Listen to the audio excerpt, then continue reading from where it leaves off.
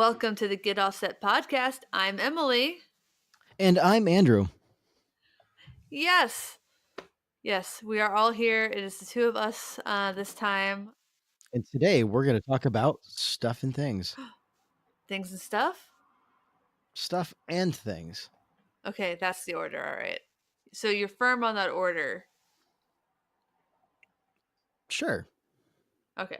That was a very non-committal show, but... Yeah, all right. Swell. What are you drinking, Andrew? I'm actually officially all out of drinks. I didn't think to grab a fresh cup of water, but I did just have something strange. My sweet tooth has been cutting quite a bit, and I just found myself cutting soda with sparkling water because it was too sweet. Oh, wow. Yeah, it was really... I had a ruby red squirt, which is... That sounds too sweet. It's just normal squirt, but like kind of tastes like they poured grenadine into it. And so Yeah, it's that sounds too sweet. That's probably exactly what they did. probably. And so I just cut it with not LaCroix. I'm on a new brand now because Is it bubbly? it is bubbly. I like them. I'd like to think that they're not owned by the same company. They I probably haven't are. checked too closely. I feel really weird about LaCroix after their most recent snafu about talking about their company, like being the CEO of the company, being what he said. It was like their annual for their investors kind of meeting, and he said that taking care of the company was kind of like taking care of a disabled person. And I thought that was really insensitive, and so I'm not sure I want to ever have LaCroix ever again. But Yeah, I don't think I like that. I'm not a fan. Yeah. Oh, well, that somber Sorry to put a things. bummer on the brands that we all know and adore, because I know everybody loves LaCroix. Yeah, I do drink a lot of sparkling water, but we've been doing bubbly lately because that's what Amazon Prime Now delivers. That's handy. Yeah, okay, so people are gonna judge us because I do Prime Because Now they're not from deliveries. Seattle and they don't know the beauty of what Seattle has to offer. I think that Prime Now is expanded into a few cities, but so we recognize when we go to a grocery store, we usually walk there, and to bring back like a couple cases of anything, kind of a lot to haul. We don't do the whole like push a cart kind of thing. We just go a couple times a week and have a bag or two worth of stuff, and then get a little hike in. See, I did that in college all the time because I didn't own a car, and so it was whatever I could carry, either on my skateboard, because I just skated everywhere in college, Yeah. or I was that kid who was pushing the cart all the way back to the apartment and then push it all the way back to the grocery store. Well, that you brought it back is better than 90% of the people who walk away with it. Yeah, We see a lot there's of we see one or two carts a week in our neighborhood. every once in a while I'd get too lazy to take the cart back, and I would just take it back a few days later when I needed more food. That's smart though. But yeah, I mean, I was right the year I did that a lot specifically. I was right across the street from the grocery store, but then I had to go all the way to the end of the block for the crosswalk. Oh, And that in my sucks. little college town, the cops were very insistent on ticketing for jaywalking. Hmm. So thankfully, I never got tagged for it, but I had friends who got it's like a $300 ticket or something ridiculous for Ugh, jaywalking. gosh, why even ticket people for jaywalking? Well, it's a college town, and people actually do that has had people like get seriously injured or killed, like college kids Yeah, but like, for okay, jaywalking. so I mean, here's the thing about jaywalking. As a Seattleite, by now you probably know it's really only illegal in one situation, and the only situation Mhm. in which jaywalking is fully illegal in Seattle, um, is if it's between two cross streets that both have stoplights or just any kind Oh, of traffic light. So if you jaywalk there, then it's illegal. But pretty much anywhere else, like every intersection is considered a crosswalk. So you're supposed to stop for them. well, I mean, But I was definitely like between two crosswalks. It was yeah. just like a few hundred, it's a couple, not a few, maybe Yeah. a couple, half a football field on either side, and I was too lazy. That's too far. That shouldn't be illegal. But Yep. Yeah. So my opinion on the matter is a little political, and I just think that typically you should limit negative interactions between citizens and the police. And ticketing for jaywalking is kind of, I think, an unnecessary interaction because the real harm in jaywalking is getting hit by a car. Like that's the worst thing that can happen to you as a jaywalker. So it really behooves you to be safe. And knowing that it's illegal, I feel like is enough in my mind to deter people from doing it in ways that are dangerous. I know this is not fully true, but like I think it's more in that realm than we need to ticket people for I don't know. jaywalkings. I think Darwinism certainly has its way Yeah, it does. often, as far as that subject goes. Now I Like if you're wearing all black and jaywalking and it's nighttime and it's raining and you're not like waiting for the cars, that is not a quite the great personal scenario. decision. Yeah, not a great personal decision. I But would I just digress. well, I'm before we drink. digress, I just wanted to say I wanted to on the actually flip side. regress. I wanted to regress to what I'm drinking. Oh, but I have one thought I want to add Okay. into All it, right. All right. just Let's as hear a it. thought provoking something to take. I don't want you to argue with me. I want to say it, and then that'll just be it. While it is damaging to whoever's getting hit by the car, it's also emotionally damaging to be the person who killed someone driving in their neighborhood or Not on gonna surface argue with streets. that. Not gonna argue with And that. I think that's incredibly irresponsible for anyone to put someone else at the risk of being responsible for having killed someone, even if that someone is you. That's my Yes. thought. I But don't. that's also a Yes. very I don't yeah. disagree with What are you that. drinking? What are you drinking? I'm just thinking about riding a bike. Ooh, Okay. so you're not drinking anything, I'm drinking a Tom Collins. which is It's a gin drink with it has gin, it has some simple syrup, it has lemon juice, and it has soda water. In this case, it's the LaCroix. I'm sorry. as opposed to tonic water, Well, tonic water has its own sweeteners and is a little bitter. right? So that's what the simple sugar is for here. And also more lemon than you would get than have and just like the citrus you would typically get in a gin and tonic. Yep. It's different. It's a little different. I'm also more likely to have soda water in the house than tonic water. I do like tonic though, even just for mocktails. I Hmm think it's a really fascinating thing. I love it because it's a little bitter. I have these alcohol-free mixers that I usually break out on they're not mixers, they're actually distilled spirits, but they're non-alcoholic. And they just go great with some tonic and a little citrus. But you can make much fancier things with them. I think they're called Seedlip, and they're really cool. They add a lot of depth to a drink, Hmm. which yeah, and so it makes you appreciate the taste more, which is hopefully what you're making a cocktail for in the first place. That's generally recommended. By the Yeah, way, did I just hear sirens in the background from where you're at? yeah. Did someone jaywalk and get hit by a car? No, I live near assisted living facilities, so they're Oh, quite well, frequent. okay. Don't you feel like a I jerk feel now?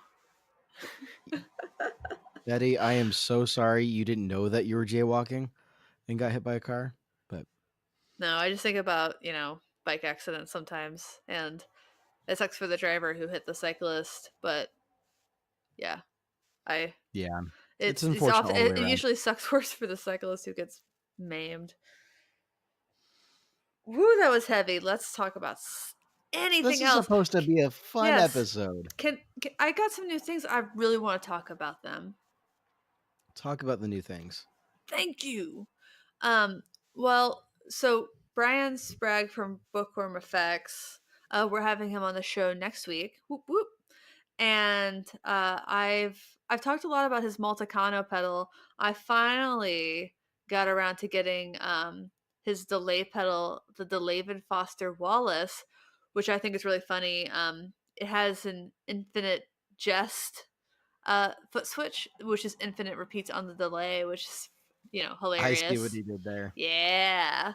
And it has, you can have it so that the time on your delay is controlled just by, you know, a standard potentiometer, or you can have it set based on the light in the room. That So, is yes. freaky. Yeah, if it's brighter, it's faster. If it's darker, it's slower.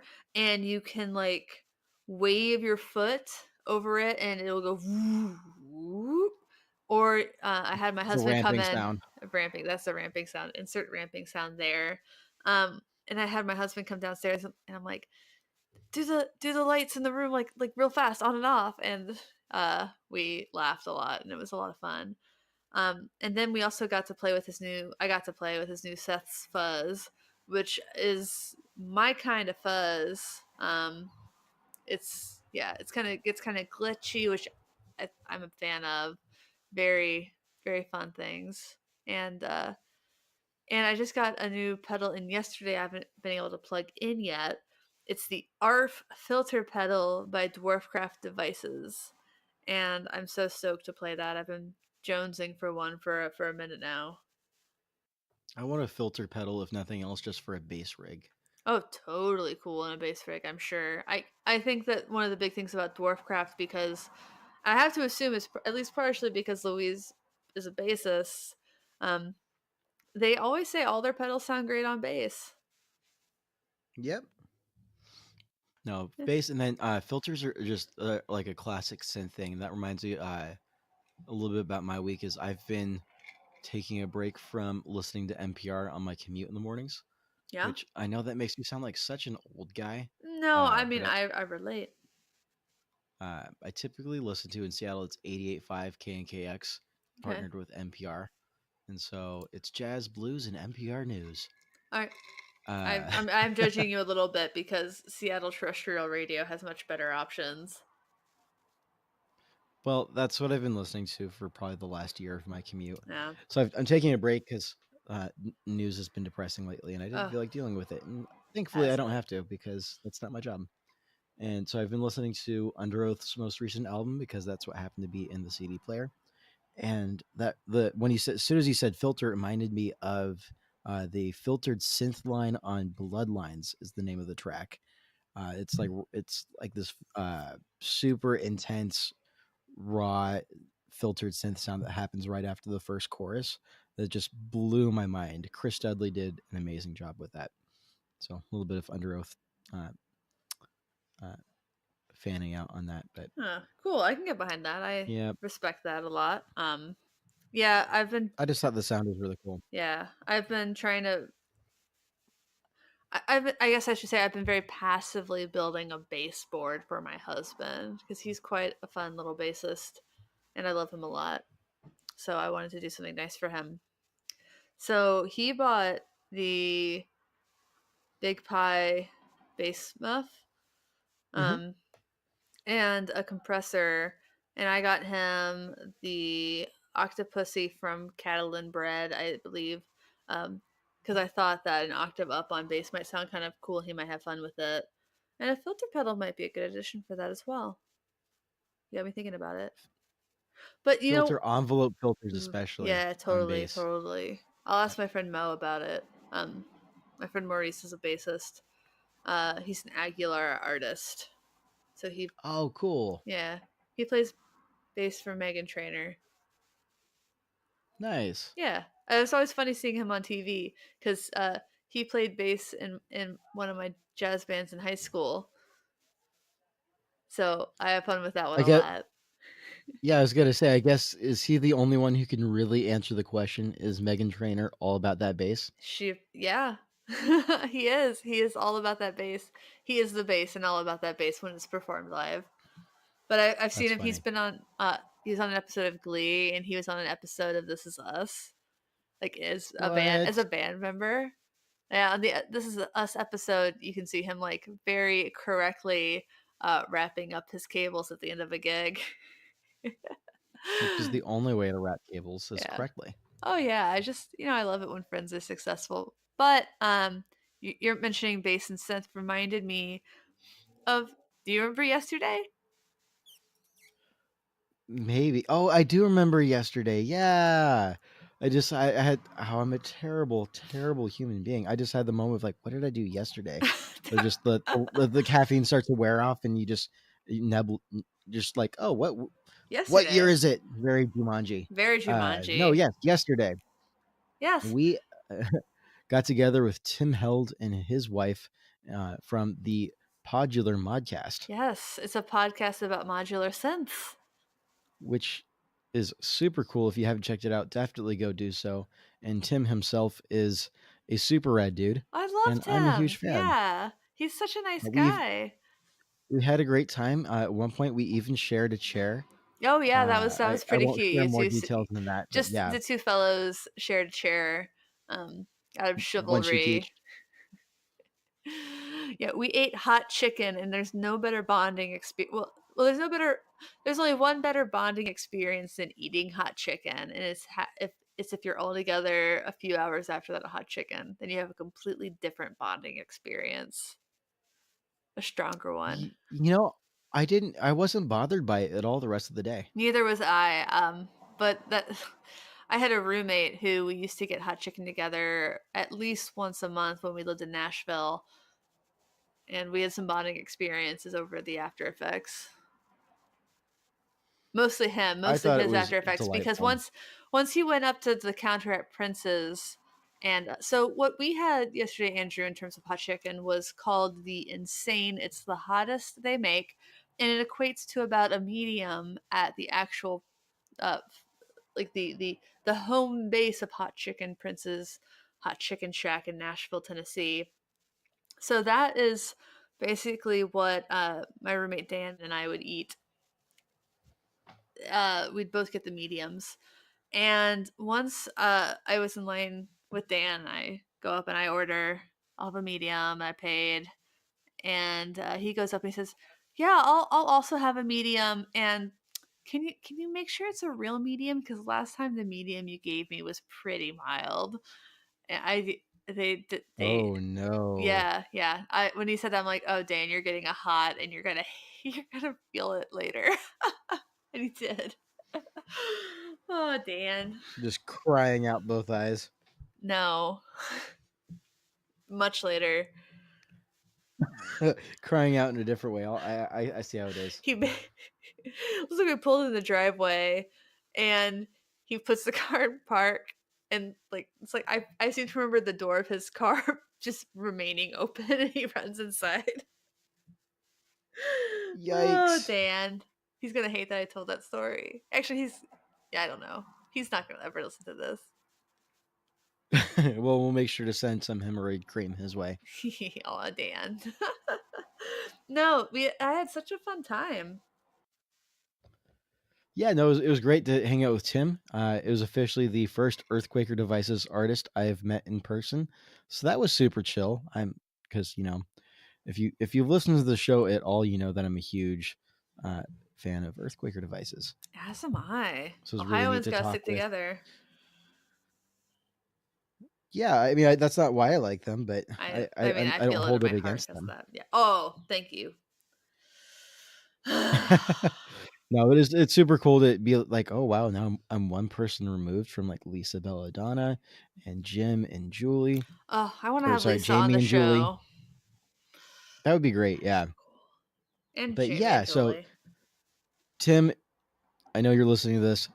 Thanks for hanging out with us. You're a super rad dude, and we need to do it again sometime. Yes. And hopefully next time there is some sort of studio space involved Yes. And because I want to make noise. in an appropriate amount of seating. Yes. Yes. Um, and I want to hear him talk more about CV inputs because Me too, because that was I feel like exciting. he's a wealth of knowledge.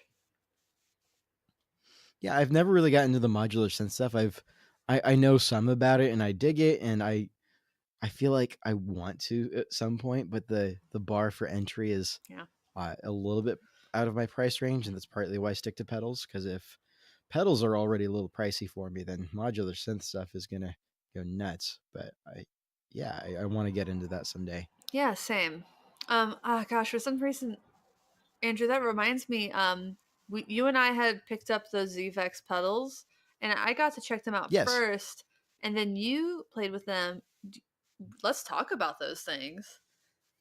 Yeah. What do you want to know other than the fact that they obviously rip? They rip. I've always wanted a theremin, so that fuzz probe, it made me laugh so hard. I was having so much fun, and I really want to put it through an FX loop. Like the Bookworm Multicano has an FX loop. The yeah, Oh, that'd be fun. I didn't yeah, think about that. yeah, I yeah. don't have anything with an effects loop right now, but I guess I could run a wet dry and run it just in the wet. See how that works. That's close. Same Yeah, effect. yeah. And also the Fairfield Circuitry Meet Mod has an effects loop, but I also got from traded a few pedals with my friend Jim Bowers for um that Klein bottle pedal, and it's a looper pedal with filters and things, and uh That one was super cool. yeah, I'm very excited to spend more time with it. I just mostly was able to take it out to make sure it worked, and I haven't had a lot of time since then. But I feel like that would be a lot of fun. So it's like controlled with your foot, like the fuzz probe. So sort of like how a theremin is controlled by your hand, you wave your foot across the pad, and it Yep. controls like this theremin fuzzy pitch. Which is super crazy because it's like a higher pitch, but so it's like very alien, but it's still like fuzzy and nasty and angry and everything that we love about punk rock. Yes. I don't know. It was just a very cool kind of blew my mind. Mm-hmm. Same. Yeah. I remember the first time I plugged it in, I played with it for a minute. I'm like, I gotta wait for my husband to get out of the house because this is a lot to put someone through when you're learning it. And it does not do subtle. No, but I love subtle pedals. But the ones that really get my passion are the ones that really don't do subtle at all. Mm-hmm. Yeah. And then there was that distortion pedal. Yeah, so that one, oh, I forget the name of that one, but it's similar to their box of rock, Oh yeah, yeah, yeah. similar bass circuit, but just with different controls. And so it's got a subs control, and that's um, it's not a filter. I don't remember exactly what it does. It's just different flavors. Mm-hmm. But that one, I'm keeping that one. I like both of them quite a bit. I gotta say, I think I like that one better. It's everything that I've wanted past Marshall in a box style pedals, Mm-hmm. and every other Marshall in a box pedal I've had hasn't quite matched up what I want to hear in my head. And so I plugged it in immediately. It was like, that's the sound. Yeah, That's what I want out of a Marshall in a box. man, good because that's like I have distortion pedals already that I love. I've wanted something that did something so weird. Um, and I think I love the fuzz probe. So um, big shouts to Zvex for enabling us to pick those up, and for the great work on those things. Heck yeah. Yeah, and then also just for uh I love that we both are in agreement over which one we love more. Though we love them both, I think that we all know that just like with children, you have favorite pedals. Well, okay. That just got, oh, now I'm Oh, it's sad funny. because I'm not No, an only child. I am also My not an only parents child. hate me. Oh, that's not true. It's like they still love you. They just might love your siblings more. You don't know. I don't know. Hmm. I don't know if I'm the favorite. Oh boy. Well, Easter can't come fast enough. Oh, I'm, right. I'm kidding. I'm kidding. That's because you're gonna start imbibing a No, little bit no, again, no. I or you're gonna I see your will family. I have don't know. no. I'll have a drink that I will enjoy for the sake of the drink That's itself. good. When is Easter? April 21st. Hmm. Why is that? Why do I feel like I'm busy on Easter? It's possible that you are. I know it's the weekend before the Tacoma Guitar You're Festival, which I'm hoping to go right. to. That's right. Yeah, so it's not the same weekend. It's the weekend before. Yes. Yeah, I'm really excited to go to the Tacoma Guitar Festival. I would love to meet up with our friend Sarah Zimmerman from Striking Matches, who is performing with, That'll be yeah, super cool. with the other half whose name just escapes me. And also, I went 2 years ago and I saw Leon from Pelican Noise Works, and I saw Rick Matthews from Matthews Effects. That was the one time I've met both of them. Oh, actually, I've met Rick You've Matthew. met Rick other Yes, times. I haven't been able to connect with Leon in the 1 or 2 times I've been in Portland, but I hope to make that happen eventually. No, I'm looking forward to going. I haven't officially bought my ticket, but I do very much plan on going. Yeah, you don't have to buy tickets in advance Um, for that one. I'm pretty sure Rick and I bought them so at the door and saved the fees. But yeah, we should get brunch or something before. yeah, I think that'd be super Yeah, fun. yeah. So I think that'll be my first guitar festival in the Pacific Northwest. It's big, and it's not, it's obvious it's at the Tacoma Dome. It's not within the main part. Um, but it's still a really big showroom area, and just tons of gorgeous guitars, as you would expect. A lot of cool vintage things, some handmade things, a few booths sort of dedicated to people who build guitars and instruments, so parts and things. Um, but like I'm sure like JHS will be there, and the other big ones have been there the years I have, but they don't usually publish the uh the vendors far in advance, but I'm sure Emerald City Guitar will be there and Thunder Road Guitars will as well. And then typically shops come up from as far as Portland at least to display. I'm looking forward to Yeah. it. If you are going to the show and you're listening, I think it'd be super cool to see you. If you're going and you are showing equipment, let us know and we'll make sure to come check you out. Yeah, So yeah, and reach out to us. We should have contact information on the website. Oh, the website. the website's going live soon. Yes, we've had a holding website that has just super duper basics. Um, but we are in the process of launching our new website. Um, The new the website. new website will have articles about each of our episodes, links to listen to them. It'll have I want to create more, content in general. That's just sort of my passion. So probably links to articles I've written. Um, and what I'm really excited for, because I've been repping my get off set swag everywhere from the gym to the Costco. Um, There's more than one Costco. Is it? the Costco and Why? Shoreline, my Costco, and no other Now you're Costco. starting to sound like a Californian in freeways. Oh no, actually that's very southern, is to call a store like the Kroger or the McDonald's. You are officially no longer allowed to make fun of me for calling it the 90. Because I called it the Costco? Yeah. Oh man. It makes so much sense to call it the 90 or the 5 or the Ah. 405. No. It just makes sense. Oh, no, it doesn't. Whatever. Whatever. Let's not Hmm. fight.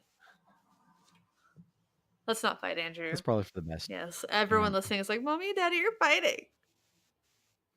Yeah. No, Uh, but I digress. We're gonna have hats, we're gonna have shirts, we're gonna have uh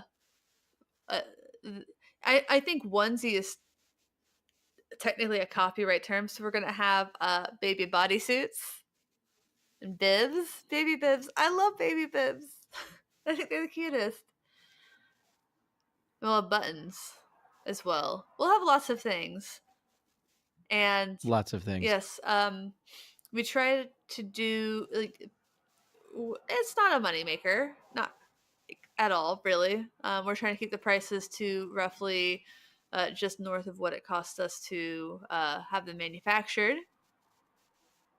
Yep. We have random models. That's exciting on the site. They just came with the mock-ups. Mm-hmm. I'm sorry.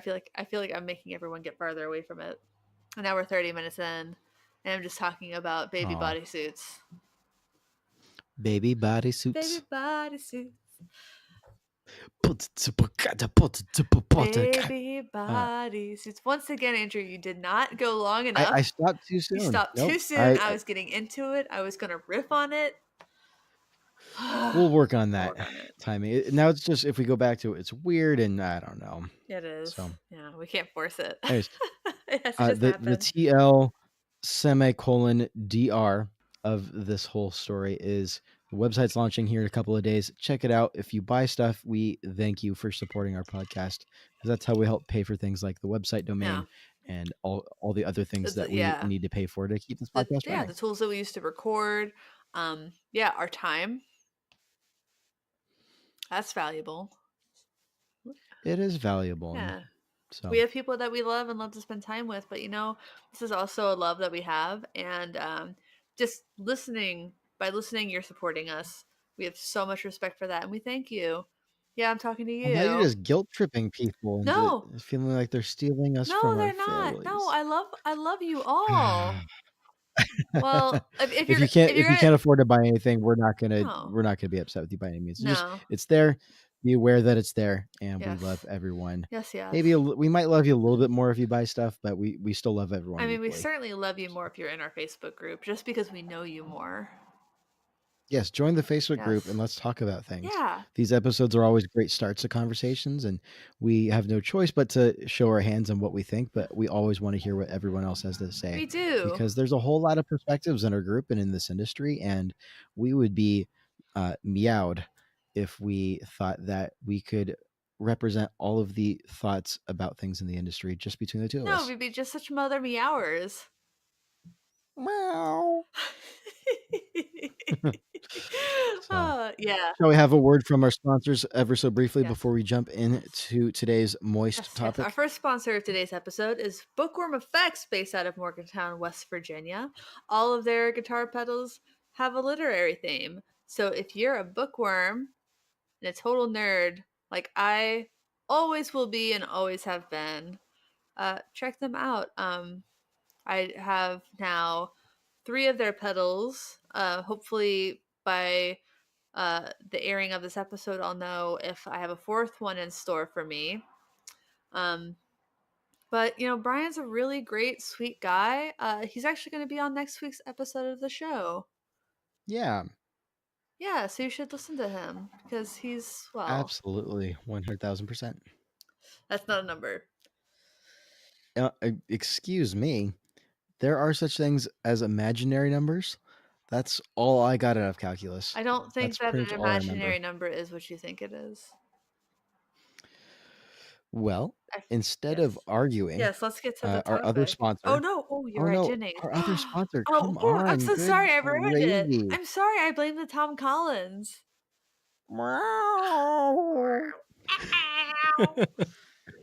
Our other sponsor is Jennings Guitars. If you want to buy something that's made in America and have a pretty reasonable budget, I love Fender, but I'm sorry they've been upstaged for the same price range as a brand new Fender. You can get a custom made Jennings. It's sort of a For that's Telecaster their style, yeah? That's the one? Yes, it's their Navigators, their T style guitar, and then they've got a couple of other models that are a little bit higher up on the price range, but are chock full of options and features and handmade. By right now, Jennings is a one-man guitar shop, so Mhm. it's the same guy who's making all of them top to bottom. He is a master luthier who studied this in detail. And if you go back and listen to the episode, we interviewed him. He gets into what his studies look like, but he is incredibly well qualified, and in my personal opinion, I think he is undercharging for what it is. So hop on that train before he Mhm. gets wise and starts raising prices. Yes, So I agree. And speaking of that, of Master Luthiers, I want to give a quick shout out and make an official announcement. Is that drum roll, please. Layla City from Tunatone Instruments? I will be picking up my Tunatone. She's making it for me right now. We've had many conversations about it. And I am so excited. I'm picking it up at the end of June at the Tacoma Guitar Festival. Not Tacoma. Oh my gosh. At the Vancouver Guitar Festival. So many guitar festivals. Yes, So, yes, all the festivals. I'll be going up to Vancouver at the end of June for that festival. So if you're going or showing, let me know. I would love to bring a little recorder, do some on the fly interviews with guitar builders and guitar fans alike. Yeah, so she'll be showing the guitar she's building. She just announced she was building another one for Megan Wells, who's a fantastic guitar builder based in California, and also a really fun lady that I've had the pleasure of hanging out with. Um, and I think her dog's name is Luthier, so I love that. Uh, and that That's dog, amazing. isn't that a great I name? don't suppose its full name is Martin Luthier for any theology nerds out there. Or fans of civil rights. Yeah. Yes. There is the Martin. Well, Okay, that yes, was Martin Luther King. Junior. To be fair, Junior. Yes, I but I he I just was said named Martin after the Luther. Martin Luther that the Martin Luther that you're talking about, who had his theses nailed to a church. And also notable was a brewmaster. But Yes, and you know what I love? Can I tell you what I love about Martin Luther as a not what? religious person? That the big thing that brought him to uh, breaking from the Catholic Church was this stress in him that I can relate to very much. Of he had always thought that you have to do your best, and to do your best, like you could always do better.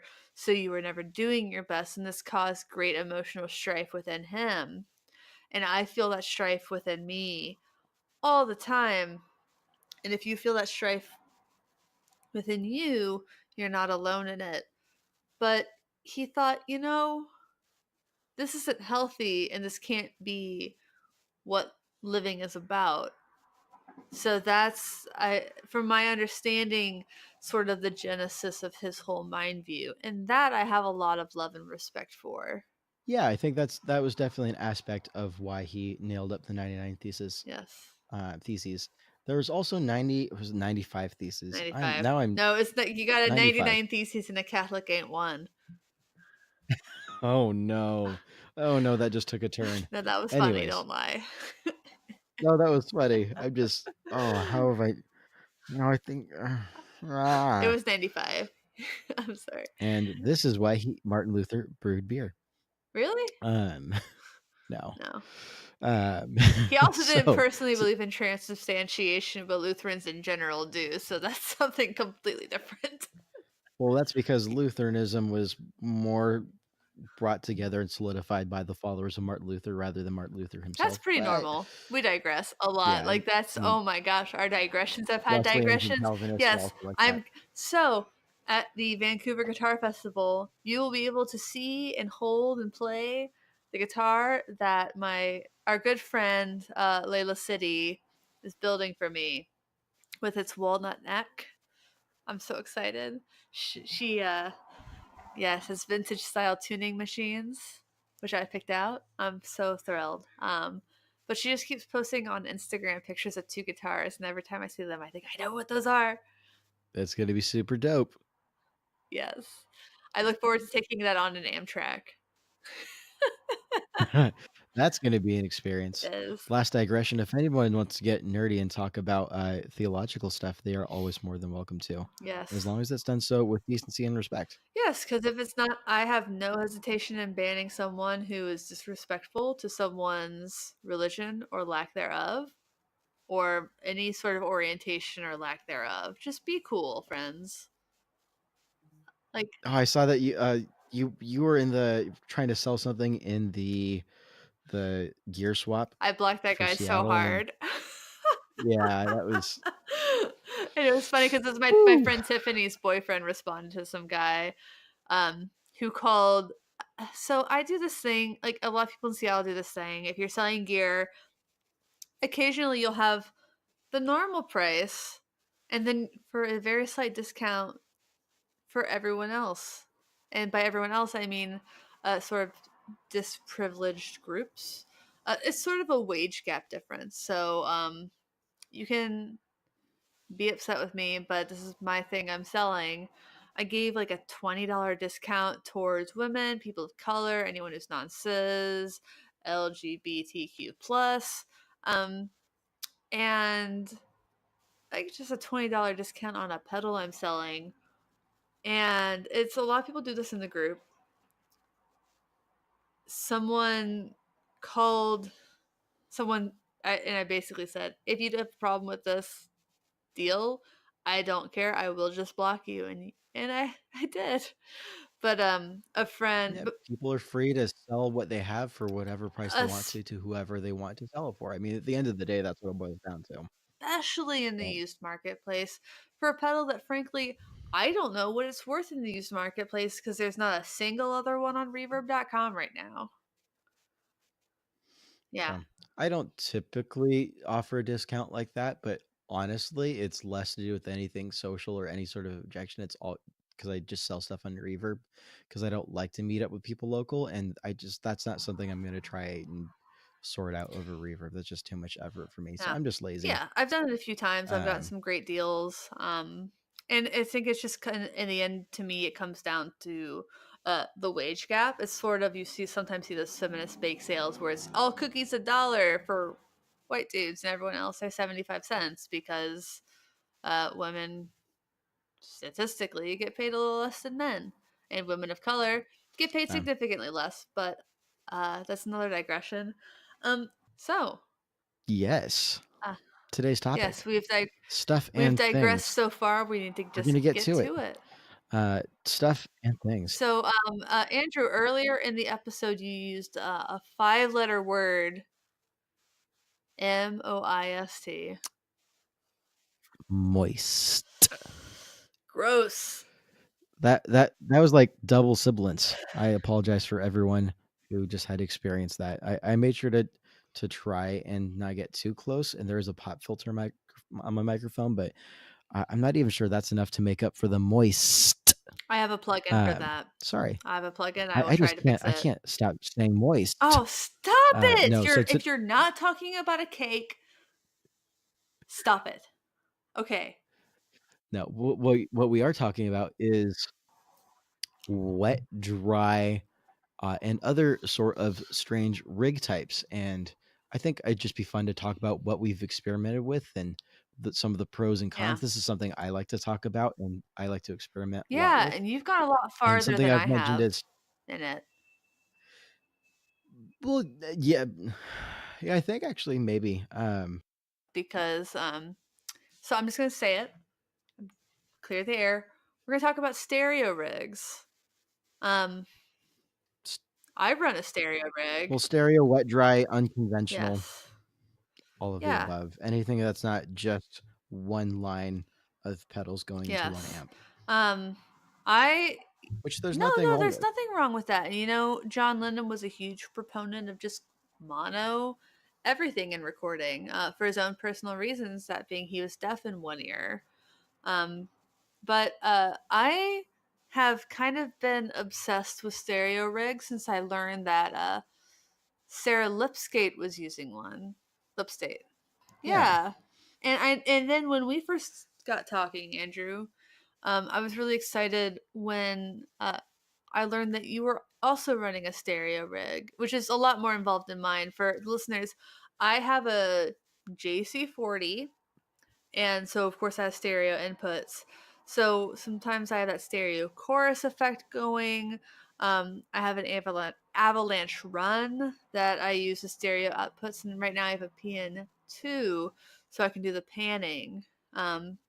Which is a lot of fun in my recording, but Andrew does even more, and I would like for you to talk about that. So my what I've tried to do the last couple of years is play around with a wet, dry, wet.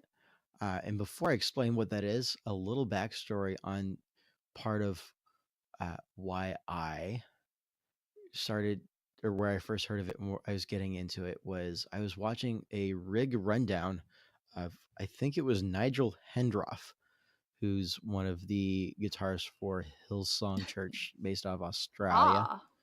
Ah, and I was just like, oh, like he's got a massive pedal board. Let's like watch. It's like it was a 20-minute rig rundown. I forget from when it was from, but I remember at one point he's going through, and this point in the rig rundown, I was pretty new to all of this stuff, and I was completely 1000% lost. But something that stuck out to me is like, uh, he was talking about his custom made looper. He's like, oh, this one's got the wet out, and this one's got the dry out. That's my Aussie accent, I by the way. respect that. You can feel free to It's judge me. fine.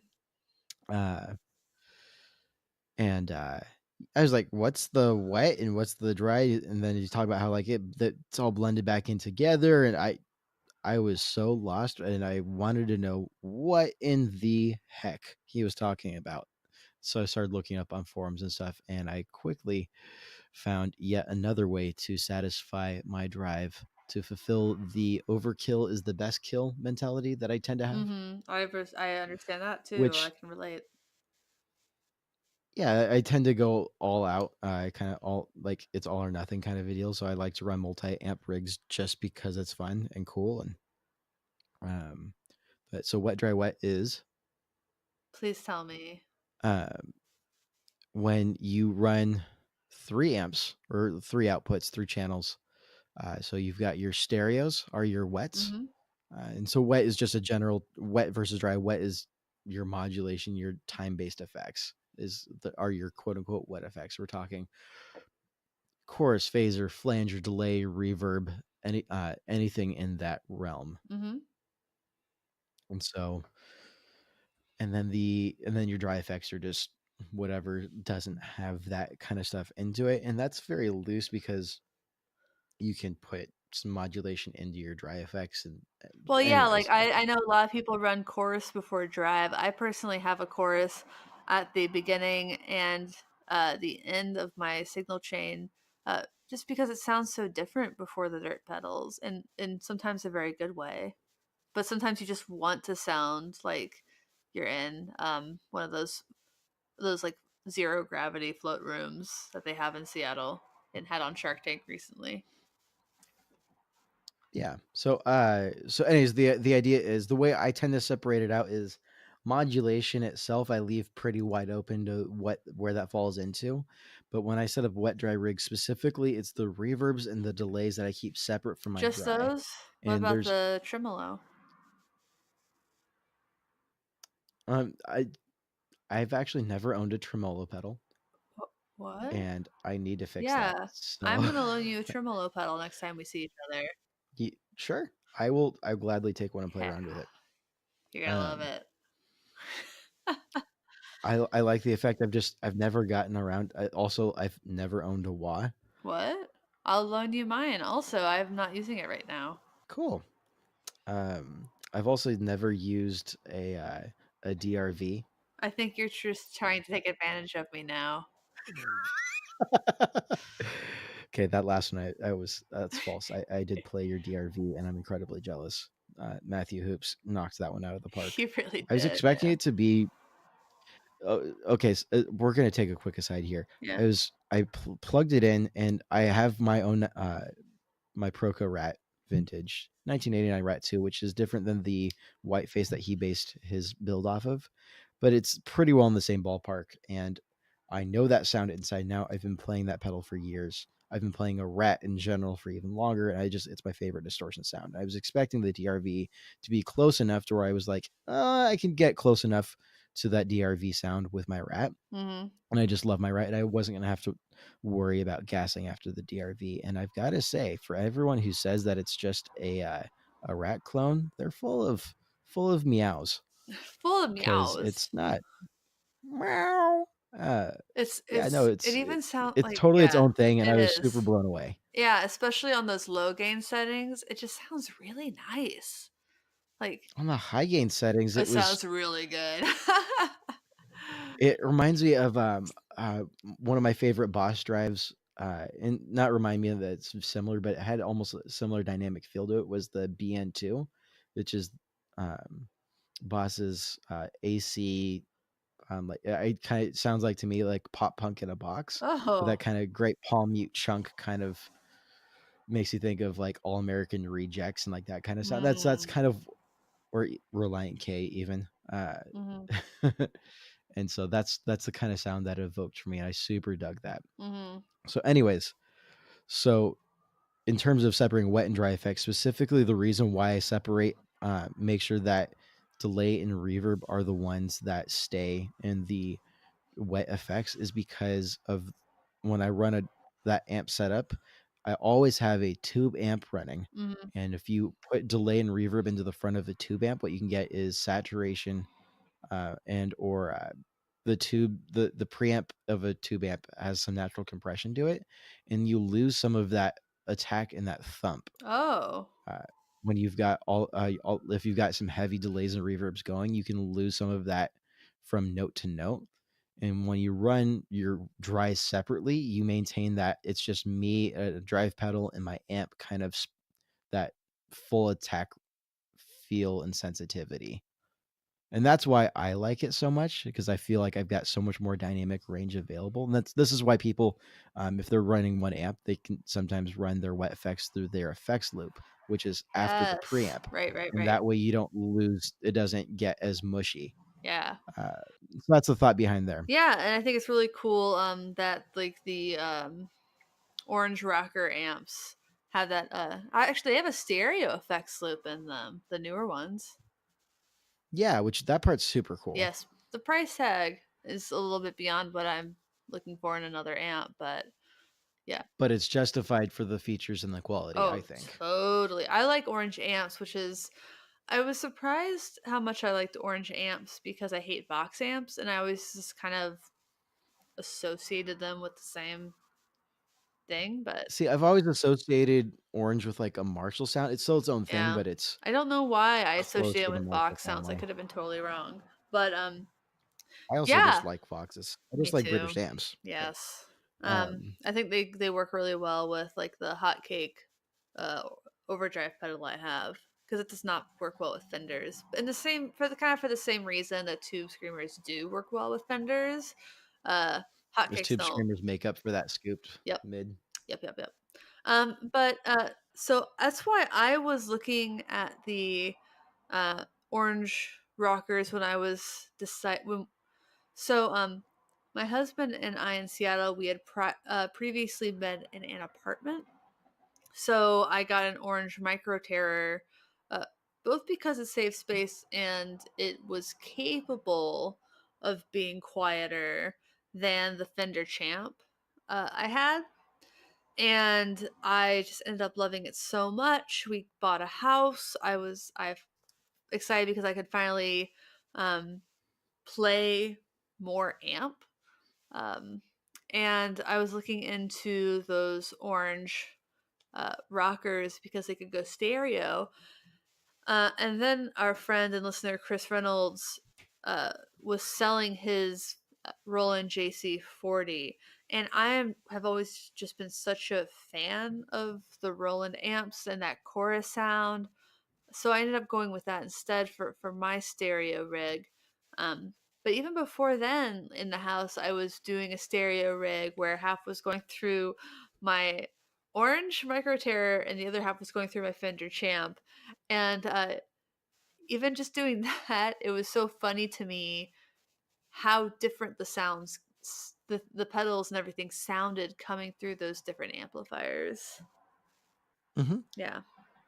So that was sort of my first experiment, I should say, with running a stereo rig, and Well, I was super bummed when you got that jazz chorus, because I've been wanting a jazz chorus for a couple years now, specifically for that purpose. And then you got, I'm like, no, I'm gonna feel like I'm copycatting. well, I Uh, copycatted you on the Avalanche Run. that's fair. Avalanche Run is Yes, great. So I just want to talk about. I'm gonna nerd out here for like 4 or 5 minutes. I do just want it. to dig in and set some definitions on some things, some terms that we might hear, kind Please of do. tossed around, like Yeah, dual mono, stereo, wet, dry, wet, wet, dry. And so let's just set up some definitions here. Wet, dry, wet, we've already talked about. That's when you've got stereo pedals on either side, hard panned in the mix left and right, with your dry with no wet effects, or at least for me, no reverb or delay, unless we're talking about a slap back delay, but that doesn't really count. Anyways, um, so for much more dry sound in the center, and that gets you this massive wall of sound. I like it for praise and worship type stuff, especially in smaller churches where there might not be like a keys player, for instance, and you're trying to fill out a whole lot of that sonic space with a whole lot less people. So that's what I like to use that for, just for noodling at home when I get it all plugged in together. There's just something really neat about sitting in a room with that going, or just playing even with headphones. Specifically, that stereo spread sitting in the back is really Oh neat. yeah. Um, and I love stereo. Then there's true proper stereo, where so you just take out the dry and everything's just running in stereo effects. Yeah. You have one channel hard left, hard right, That's typically what I and do. that's certainly got its purposes. I find personally, as a preference, I tend not to go for that when I have the option to do so. Yeah, I Uh, might experiment with the wet dry wet by using the Matthews Effects has the Alchemist, which can convert a yeah, mono signal into a stereo signal. So then I could, after my dirt pedals, place the Alchemist, and then my traditional stereo pedals would have room to do what they're doing. right. The reason why I say that I don't tend to go for a purely stereo is if there's any sort of lead work or any rhythm part that really needs to stand out for what I'm playing, the especially if it's with a tube amp, is I hate losing that attack on my notes. And so when I am doing a multi-amp rig, my strong preference is to always have a dedicated dry sound. Yeah, That's what I like to I do. get that. But so we've covered wet, dry, wet. We've covered stereo or wet, wet, or if you ever see it like WW, that's what that means. And then this is where things get a little bit more confusing, is the difference between stereo and dual mono. And that's gonna sound. I know it sounds really It redundant, but does. they are different. Okay. So dual mono, typically, for starters, one, you're running it through two different amps is the purpose.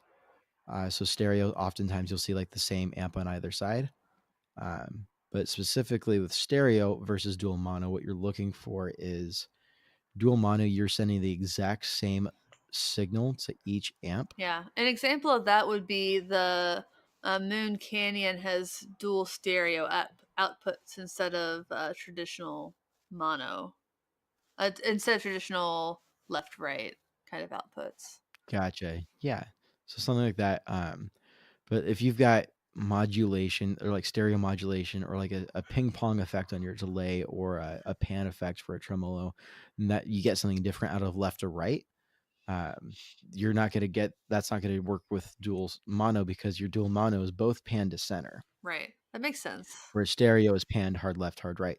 The huge benefit you get out of dual mono is you get that combination of two different amp sounds at the same time, so you cover a lot more sonic grounding.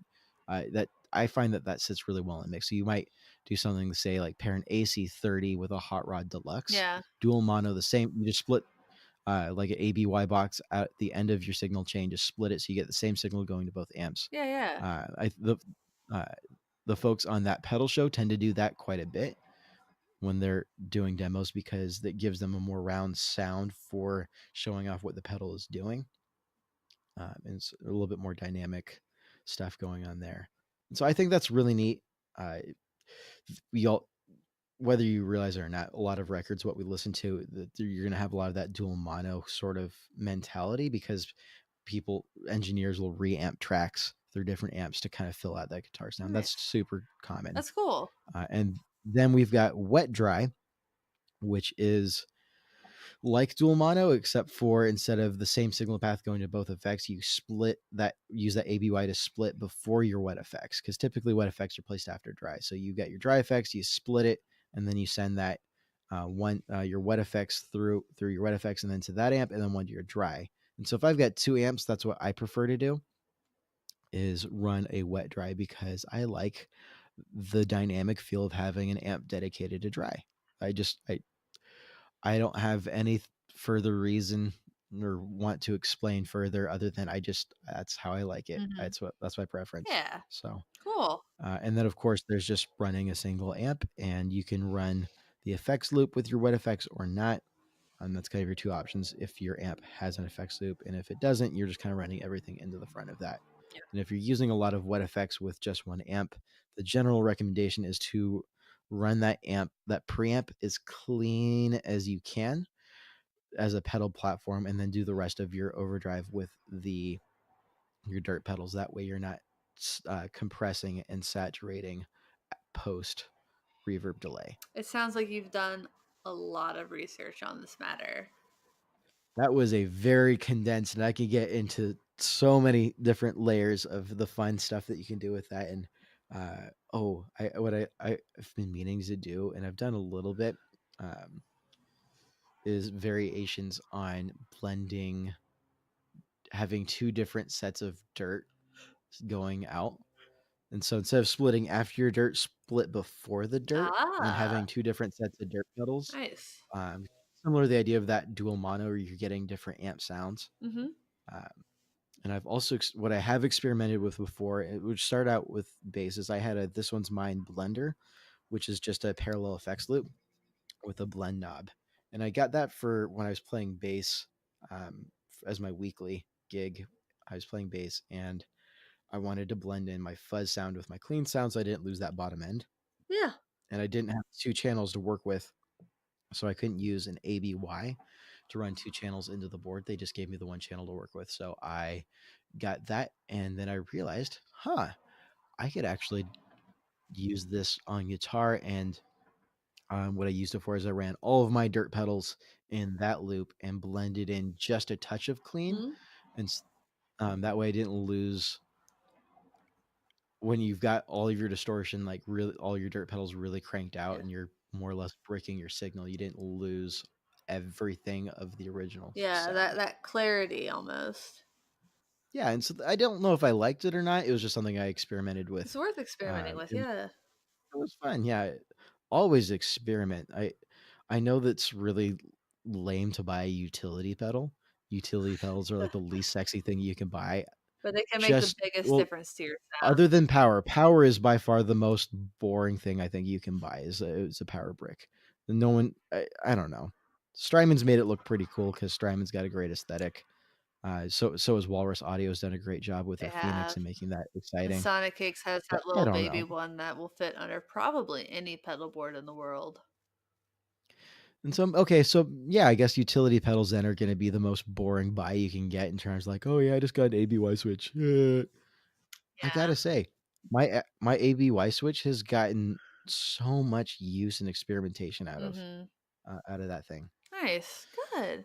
So, Yeah. yeah, if you don't own an ABY switch, go out and buy They're one. really I've affordable. got They can be. They- I've got one with a ground lift in it. Okay, which one do you have? The radial. Yeah. It's a radial ABY. It's passive.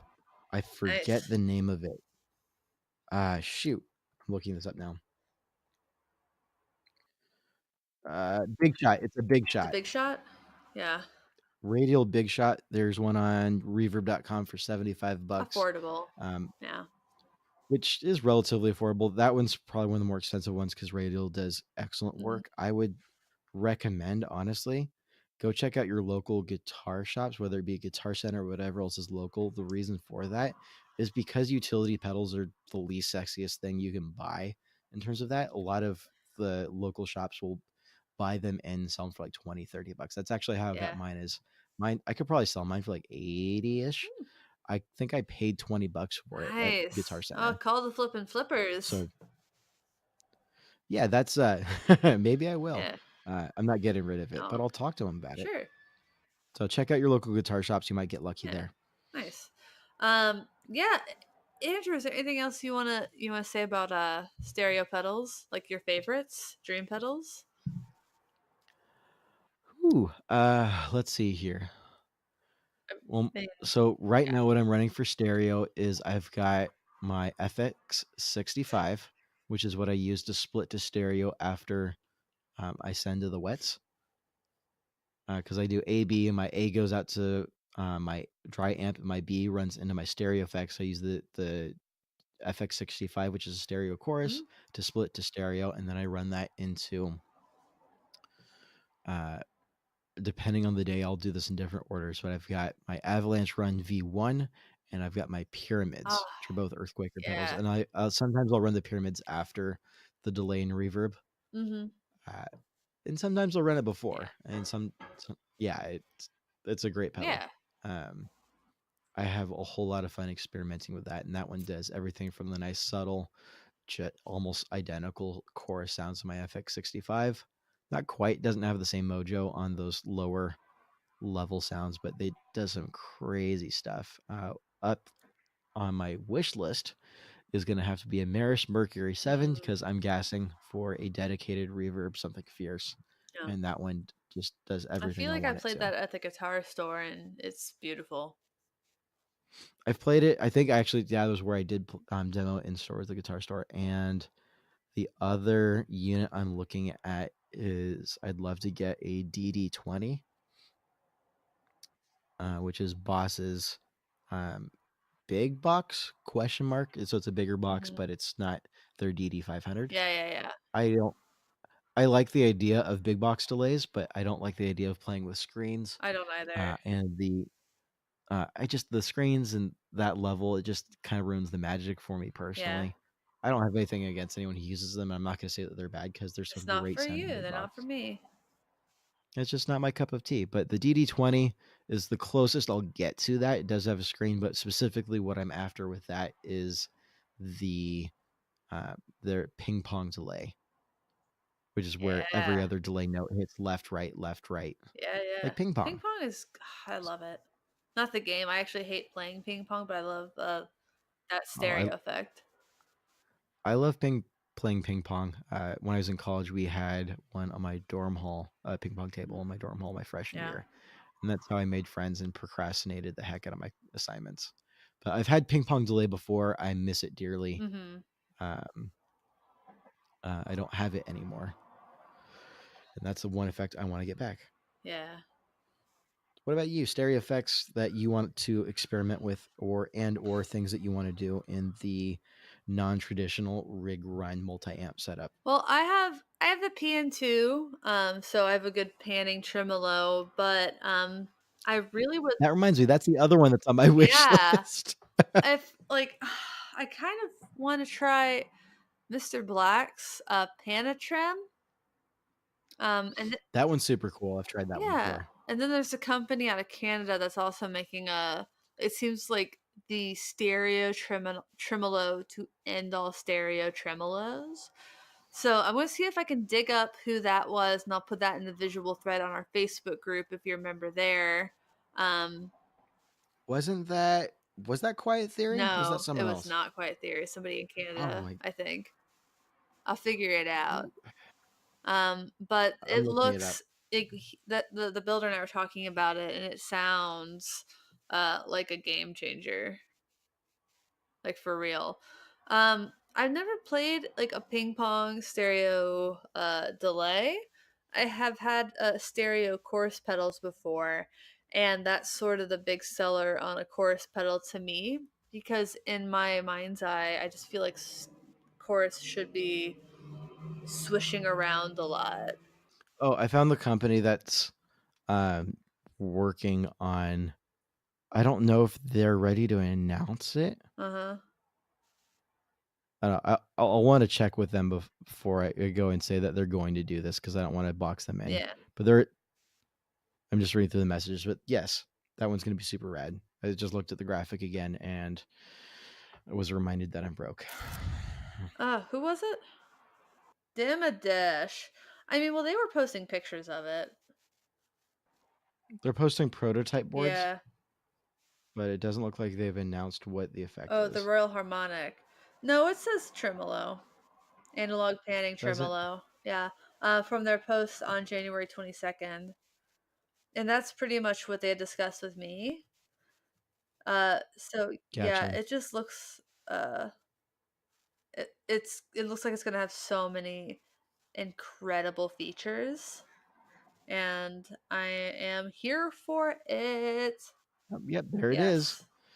All right, so we can officially announce, Well, because we haven't confirmed that they've made it public, is Delayvid Effects is making the Royal Harmonic optical panning tremolo. mm-hmm. Yeah. And I am counting 8 knobs and 4 switches Yes. and 2 foot switches. Yes. So 4 toggles, 8 knobs, 2 foot switches. It's Mm-hmm. going to be dope. Yeah, I see a stereo and mono flip switch, so it looks like maybe you can do it in stereo or dual mono. Which is the only reason why I want the PN2 anyways. Yeah. And then they have the pan and the sync, and then the harmonic and the amplitude. Wow, this looks like if this is even like a third of if it only ends up being a third of what like these switches are, I think this is going to be the stereo tremolo to end all stereo tremolos.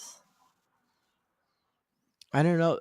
I think it'll be certainly the boutique world. Electro Harmonics has the Super Pulsar, which is like a big That's not box this much stuff version of. though. I think it is. All right, let me look. It's pretty intense, but that's also Electro Harmonics, so it's not a small builder that you're supporting, and Right. it's not. It's certainly not Canadian. Oh, that is a lot of switches. Yeah, I kind of want to get this one, but it's a little intimidating. You know, I don't like the look of this EHX one quite as much. But that is intense. It's certainly not nearly as pretty, and it certainly doesn't look as user Yeah, friendly. this does not seem nearly as intuitive. But there is a preset. I don't know. Maybe we should get both. Yes. Maybe I'll make an offer on this. I'm just kidding. I've already got yelled at. Do it. I got yelled like I got a negative review on reverb.com because I made an offer to somebody on a pedal and then they accepted it, and then I think later they decided that it was too low They ball of an felt offer, and they gave me 4 stars instead of 5, and then called me a low no. baller. I'm like, you will get what the market demands. Well, sounds like someone is just salty. Not me. I'm very excited. I think everyone's Yes, salty yes. now. Well, we've been talking for a while, Andrew. So, let's just do this. Are we just gonna abruptly We're end just it? gonna abruptly end it. I think. Is that bad? Okay, bye. Bye.